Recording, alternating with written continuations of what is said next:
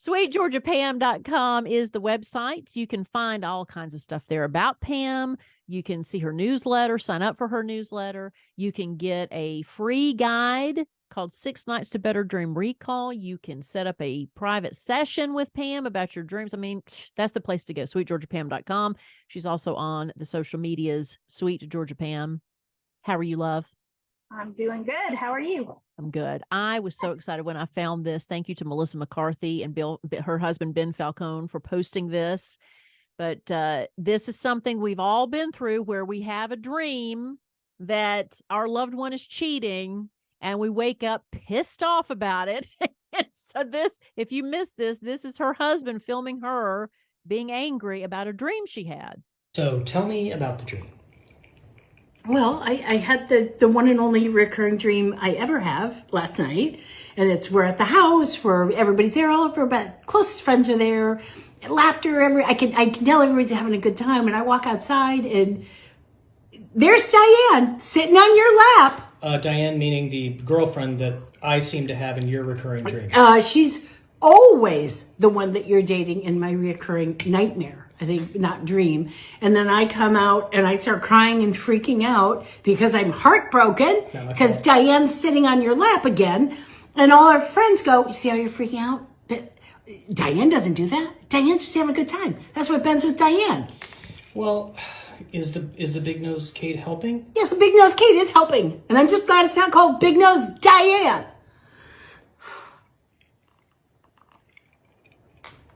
That's nice. Feels good. This is not, I have done this. Where I have been mad at people in the morning from something I dreamt, and they're caught off guard because they're like, I didn't do it, but it feels so real when it happens. Why are you mad at me? Right. Oh, it's such I'm with you. I'm so happy that they posted it for us to see and hear and get a glimpse of like normalcy, because yes, this is such a normal experience. It's as if Melissa knew. Thank you, Melissa. She will know about us before this is over with. I'm even like nervous because I'm talking to Melissa McCarthy here, which, I'm not actually. I'm talking to my best friend, Melissa. That's right. The other Melissa. Regular conversations. It's really cool. Be chill, man. Chill. Okay. Because it's something I love, because it's talking about dreams too. Okay. So there's a couple of things here. So the first is emotionally waking up when you're being angry at your significant other because you've dreamt of something that they have done. So the interpretation here is, first of all, it's possible that they did something that was very slight recently in waking life that triggered enough of your but you didn't say anything because it really wasn't a big deal, and logically that nothing is, nothing's going on. So what you're saying is like Melissa may have had a brief thought or concern that she blew off, but it's manifested in this dream. Yes. And sometimes in waking life that shows up as like, we just laughed it off. I pointed it out to him, we laughed it off, it was no big deal, I went to bed.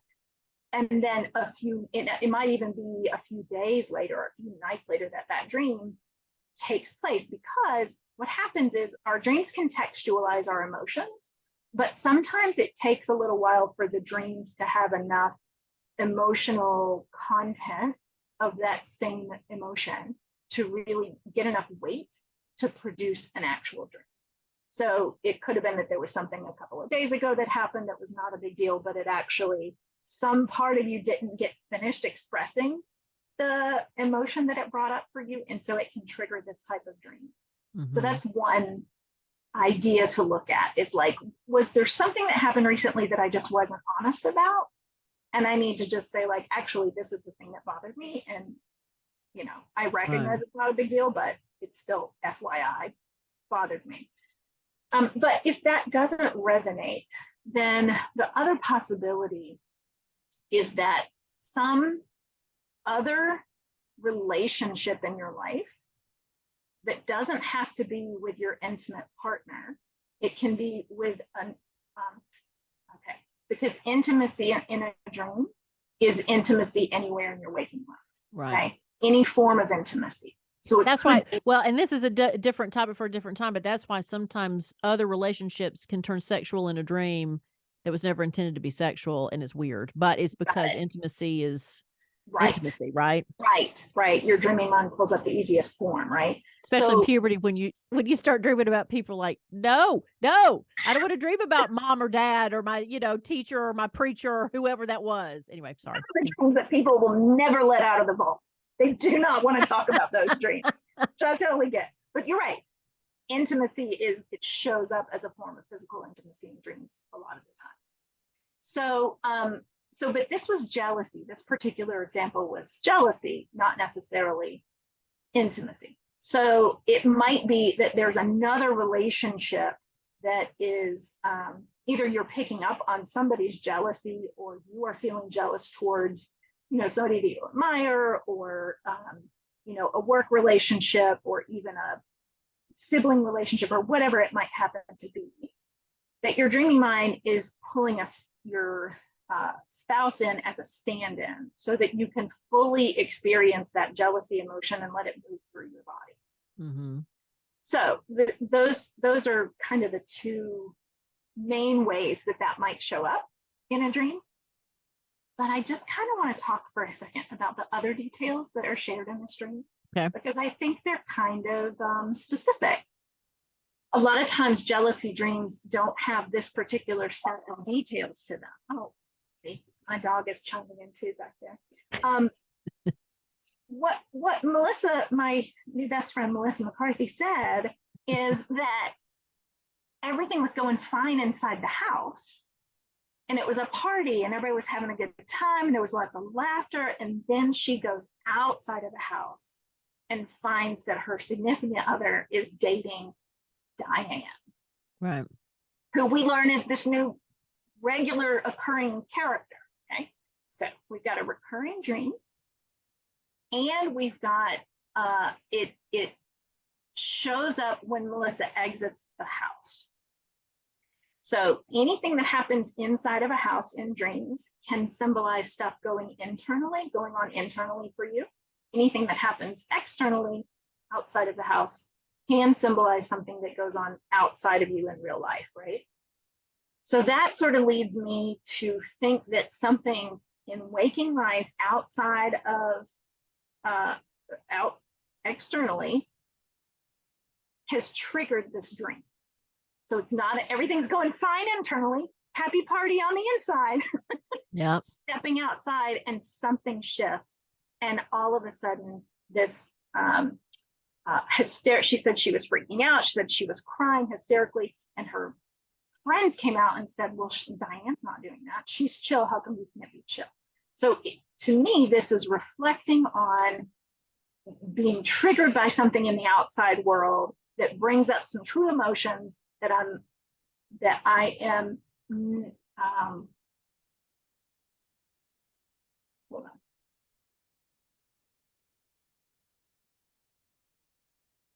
Let me slow down.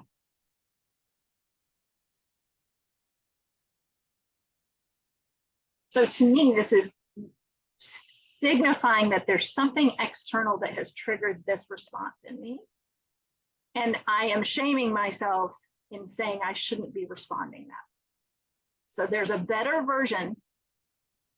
In dreams, it might be true that all of the characters are aspects of myself. So Diane might be an aspect of Melissa that is the better version, or the more chill, or the more cool aspect of herself. And she might be projecting that she should be behaving one way when she's really behaving another. Mm-hmm. Right? What I also find interesting is that this is about her relationship with her husband. And nope, I don't want to go there. I don't think I want to go there. If Melissa McCarthy was listening to this, she'd be like, wait. Well, that's where you can go to sweetgeorgiapam.com and set up a one-on-one session if you need to know more about what she's talking about with you and your husband.